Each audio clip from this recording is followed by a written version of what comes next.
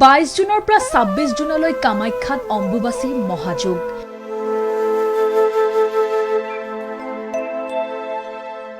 22 জুনৰ নিশা 2:30 42 ছেকেণ্ডত অম্বুবাচীৰ প্ৰবৃত্তি। 26 জুনৰ পুৱা খুলিব মন্দিৰৰ দুৱাৰ। 23, 24, 25 জুনত বন্ধ থাকিব কামাখ্যা ধামৰ দুৱাৰ। অহা ইংৰাজী 22 জুন তাৰিখে ৰাতি 2:30 42 যোৱাত আমাৰ এইবেলি অম্বুবাচী মহোৎসৱৰ প্ৰবৃত্তি আৰম্ভ হ'ব।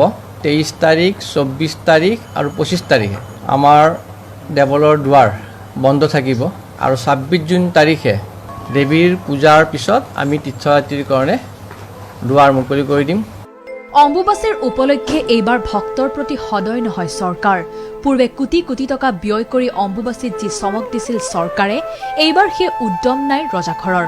মুখ্যমন্ত্ৰী হিমন্ত বিশ্ব শৰ্মাৰ গৃহ সমষ্টিৰ এই মহামেলালৈ ভক্তৰ স্ৰোত বন্ধ কৰাৰ যেন প্ৰয়াস প্ৰশাসনৰ। নিশা 9 বজাৰ পিছত কামাখ্যাধামত ভক্তৰ প্ৰৱেশত নিষেধাজ্ঞা। নীলাচলৰ তলে ওপৰে ভক্তৰ বাবে নাথাকিব খোৱা বোৱাৰ ব্যৱস্থা। তীৰ্থযাত্ৰীক জোতা চেণ্ডেল পিন্ধি নাযাবলৈ অনুৰোধ। যান জঁটৰ প্ৰতি লক্ষ্য ৰাখি শিশু বয়োজ্যেষ্ঠসকলক নাহিবলৈ অনুৰোধ। এই বছৰ মালিগাঁও নিৰ্মাণ উৰণীয়া সেতুৰ বাবে হোৱা তীব্ৰ যান জঁট সুৰক্ষা ব্যৱস্থা আদিৰ প্ৰতি লক্ষ্য ৰাখি ৰাতি 9 বজা পৰ্যন্তহে ভক্তসকলে নীলাচল পাহাৰত প্ৰৱেশ কৰিব পাৰিব। এই ক্ষেত্ৰত ৰাইজৰ সহায় সহযোগিতা কামনা কৰা হ'ল। যিহেতু দেৱালৰ আশে পাশে জোতা চেণ্ডেল ৰখাৰ ব্যৱস্থা নাই, সেয়ে পৰাপক্ষত সকলোৱে জোতা চেণ্ডেল নামনিতে ৰাখিয়ে পাহাৰত প্ৰৱেশ কৰে যেন। এনেবোৰ নিষেধাজ্ঞা তীৰ্থযাত্ৰীয়ে মানি ল'বনে? नहीं व्यवस्था हुआ है। भूतनाथ भी गए थे तो वहाँ बोरा नीचे सोने के लिए पानी में कैसे सोते हम लोग।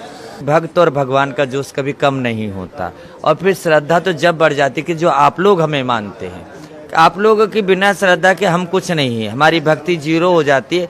भाव तुम्हारा है, भजन हमारा है। जब लोग आने लगा, लोगों का भाव है माता के प्रति, धाम के प्रति, संतों के प्रति, तो इस भाव को लोकल लोगों की इस मूड को और श्रद्धा को कि कहीं चोट ना पहुँचे, ये सरकार को ध्यान रखना बहुत जरूरी है। माँ का दया है जो इसी तरह हम लोगों पर, ये हमारे सनातन धर्म पर इसी तरह दया इनका बरसते रहे, जो सभी साधु संत इसी तरह आनंद लेते रहे।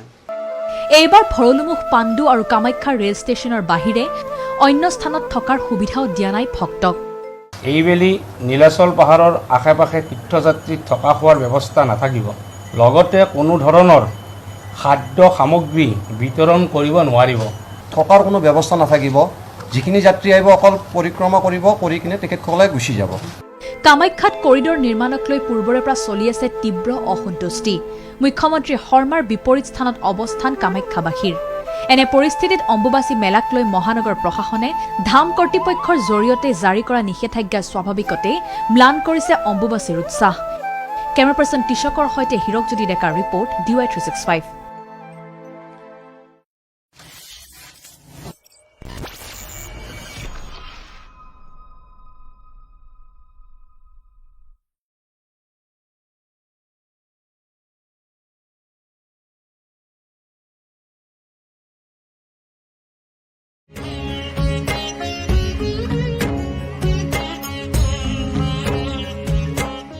অম্বুবাচী মেলালৈ সাজু শক্তিপীঠ মা কামাখ্যা ধাম। কামাখ্যা ধামলৈ আগমন ঘটিছে অগণন ভক্ত সাধু সন্ন্যাসীৰ। অহা 22 জুনৰ পৰা 26 জুনলৈ মা কামাখ্যা ধামত অম্বুবাচী মহাযোগৰ পবিত্ৰ পৰ্ব, যাৰ বাবে এতিয়া উখল মাখল নীলাচলৰ বুকু। এইবাৰ অম্বুবাচী মেলাৰ বাবে বিশেষ নীতি নিয়ম দিছে কামাখ্যা ধামৰ কৰ্তৃপক্ষই। অম্বুবাচী মহাযোগক লৈ অম্বুবাচী পৰিচালনা সমিতিৰ সংবাদমেল। 22 জুনৰ নিশা 2:30 42 ছেকেণ্ডত প্ৰবৃত্তি। 23, 24, 25 জুনত বন্ধ থাকিব মা কামাখ্যা ধামৰ দুৱাৰ।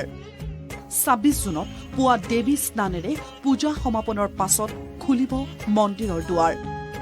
নিশা 9 বজাৰ পাছত কামাখ্যা ধাম প্ৰৱেশ কৰিব নোৱাৰিব ভক্তই। পিছে এইবাৰ অম্বুবাচী মেলাত মা কামাখ্যাক দৰ্শনৰ বাবে নাথাকিব বিশেষ দৰ্শনৰ ব্যৱস্থা। ইংৰাজী 22 জুন তাৰিখে ৰাতি 2:30:42 যোৱাত আমাৰ এইবেলি অম্বুবাচী মহোৎসৱৰ প্ৰবৃত্তি আৰম্ভ হ'ব।